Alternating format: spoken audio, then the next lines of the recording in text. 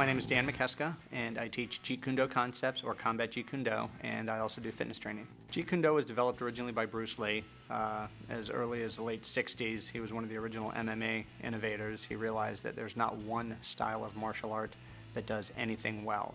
So he picked pieces from a number of different martial arts and put them together.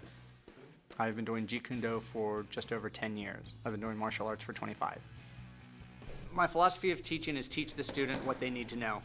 And unfortunately, in group classes, every student is at a different point, so they all need to know something different. But there are always basics that somebody always needs to work on. And there are a handful of 5 or 10 basics that if you always remember, and you can always apply these basics, you're always going to end out one step ahead. The end of the combat of what I teach, part of that is to keep it simple. Something to keep in mind about martial arts, though, there's 2 parts of it. There is self-preservation. Self-preservation is what are you going to do to survive an altercation. And self-perfection is how good can you get at doing those things. Self-perfection takes years and years. Self-preservation, maybe a few months. You can teach somebody how to generally survive an altercation.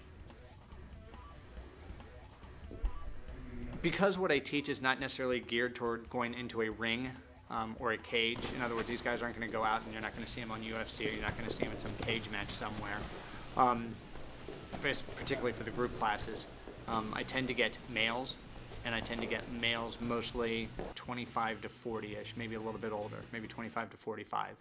A lot of times I get, if I get a female in here, it's because they want to learn to survive a fight and they want to get in better shape while they do it. And also tonight we had a fairly new crew in. In other words, I had a lot of newer students versus some other nights where I have people who've been with me for a few years. It makes a big difference on how I teach and what I teach. If new people come in, I try to gear it more towards them. If I have a mixed class, I'll get one group started on one thing and then another group started on another thing. Again, the people here are pretty new. One woman has had some medical issues, so she's a little bit hesitant to do stuff, and I certainly understand that. I had always wanted to do a style of martial arts, but none of them seemed to quite fit until I had been researching and found the Jeet Kune concepts. And I like the philosophy where the student uses what's useful and leaves the rest, and it matches my spiritual philosophy. One of the guys is pretty new and he's never done anything very athletic before.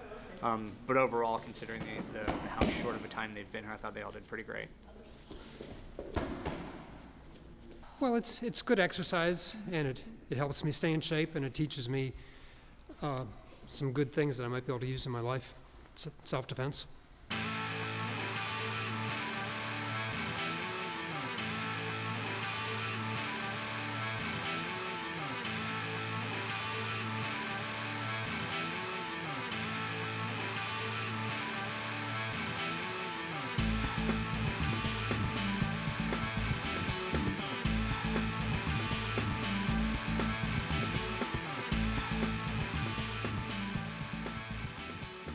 The part of the combat I teach is to keep it simple. There's a couple of good rules when you're talking about a combat technique. Number one, it has to be easy to learn. It has to be easy to implement. It can't be technically difficult to do. So if it has to be too precise, it's not going to work. So if you stick with some of these combat techniques, then everybody will benefit from learning those on a regular basis. When you're fighting someone, the ideal situation as an attacker is to hit what's closest to you. So you're going to use your longest weapon against your opponent's closest target. And most of the time when you're in a fighting stance, that's either your hand or your lead leg.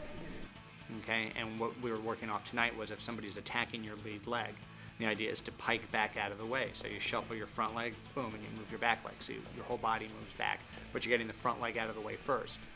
And then the second part of that is to launch an attack from that position. Once your opponent stops their attack, you immediately follow up with your attack. Okay? I want you to move in just a little. A lot of times people just need to learn to move a little better. So I'll attack them without necessarily hitting them. Sometimes people need to learn a little humility or control. Well, if somebody hits me really hard, I'm going to hit them back really hard, and I think they all know that at this point. If you hit me hard, I'm going to hit you just as hard, but I'm going to do it more often. Every time. Okay? And that's part of the control issue. It's really great when you can fight someone, spar someone, control the fight, and not hit them at all. And that's the ideal situation.